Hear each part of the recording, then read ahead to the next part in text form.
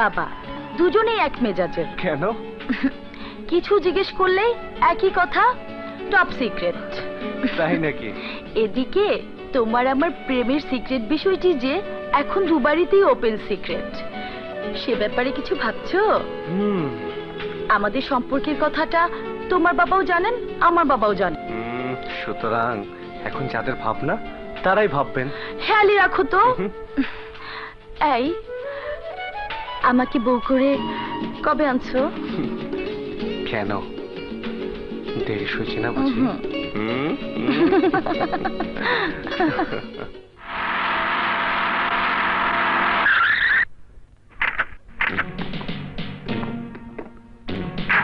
চলুন স্যার।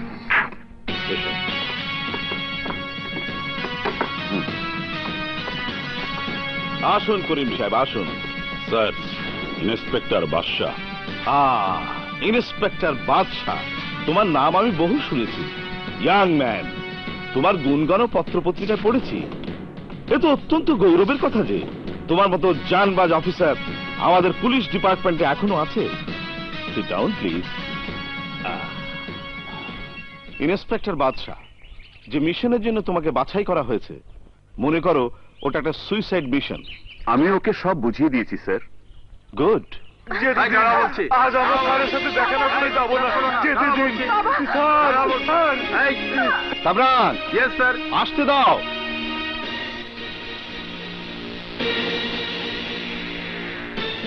বলুন। স্যার, আমি একজন গরিব স্কুল মাস্টার। আমার ছেলেটাকে বাঁচান স্যার। কি হয়েছে? আজ 2 বছর যাবত আমার ছেলে বিনা বিচারে জেলে পড়ে আছে স্যার। আহা, একদিন রাতে সিনেমা দেখে সে খেতে বসেছে, সেই অবস্থায় পুলিশ তাকে ধরে নিয়ে গেছে।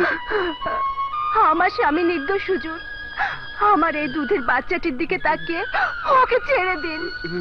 বহু কষ্টে আপনার সাথে দেখা করতে পেরেছি হুজুর, আমাদের প্রতি দয়া করুন হুজুর, দয়া করুন, দয়া করুন। কামরান, তুমি ওনাদের সাথে যে কেসটা ভালো করে দেখবে। যদি মাস্টার সাহেবের ছেলে নির্দোষ হয় তবে তাকে ছাড়াবার ব্যবস্থা করবে, এবং যে পুলিশ অফিসার এই কাজ করেছে তাকে আমার কাছে নিয়ে আসবে। জি স্যার। আপনি আমাদের রক্ষা করলেন স্যার, আপনার দয়ার শেষ নাই। আরে আরে, এ কি করছেন? আমাকে ছোট করবেন না, আমি তো আপনাদের নগণ্য একজন খাদেম মাত্র। আপনার দয়া অনেক হুজুর, আল্লাহ আপনার মঙ্গল করুন, আল্লাহ আপনার মঙ্গল করুন। চলো বাবা। কামরান,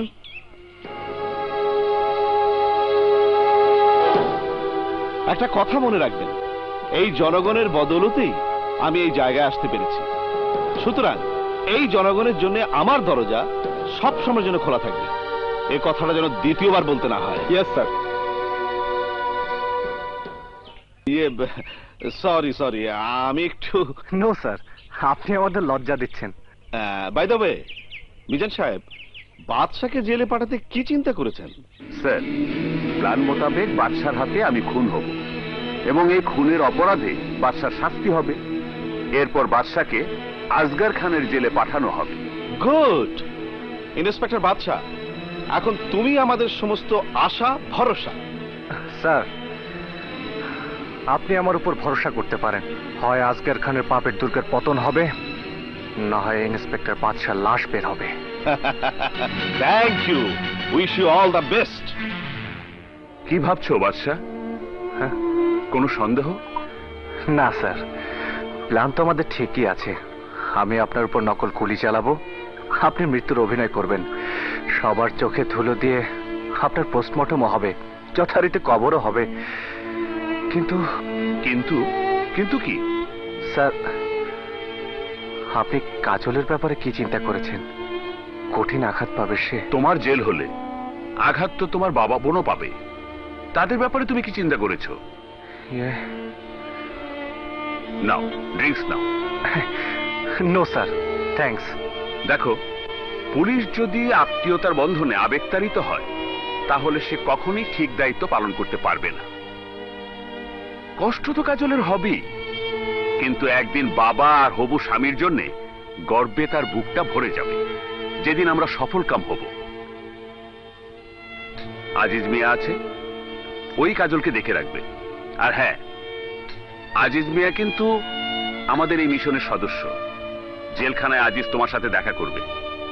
যখন যে খবর হবে ওকে বলবে, ও সব খবর আমার কাছে পৌঁছে দেবে। নাও এবার ড্রিঙ্কস নাও। জি স্যার, মানে আমি আজিজ, তুমিও নাও। স্যার মানে আমি এখানে দেখো ভাই, যদি তুমি মনে করে থাকো আমি তোমার সিনিয়র, তাহলে এই মুহূর্তে আমি ডিউটিতে নেই।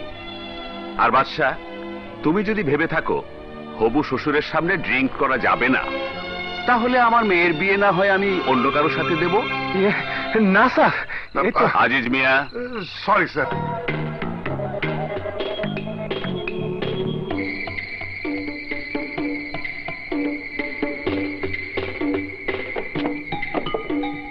Inspector Badsha,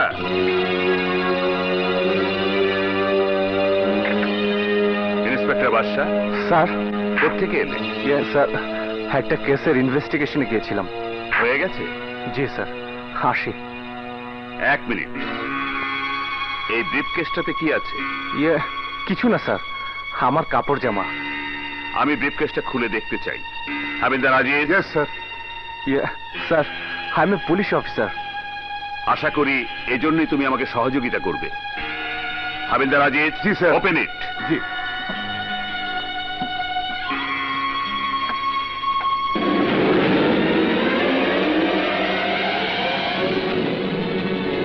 You are under arrest. Sir,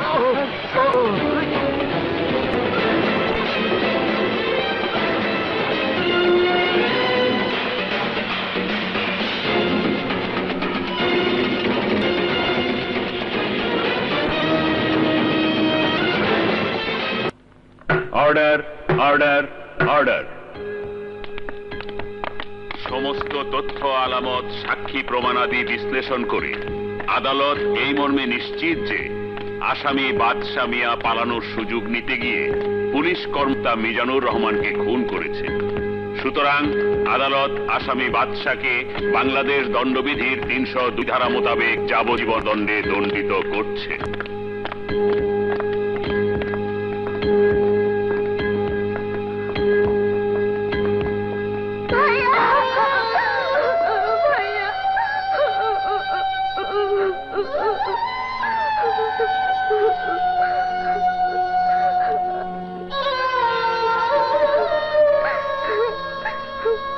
দেখো দেখো বাবা, মানুষ খুনের কি পরিণাম।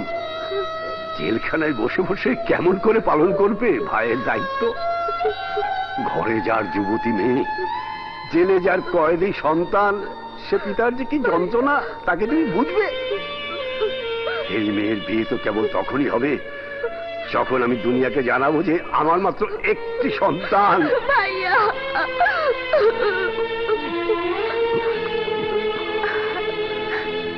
কাঁদিস না টুম্পা, সব সব ঠিক হয়ে যাবে রে।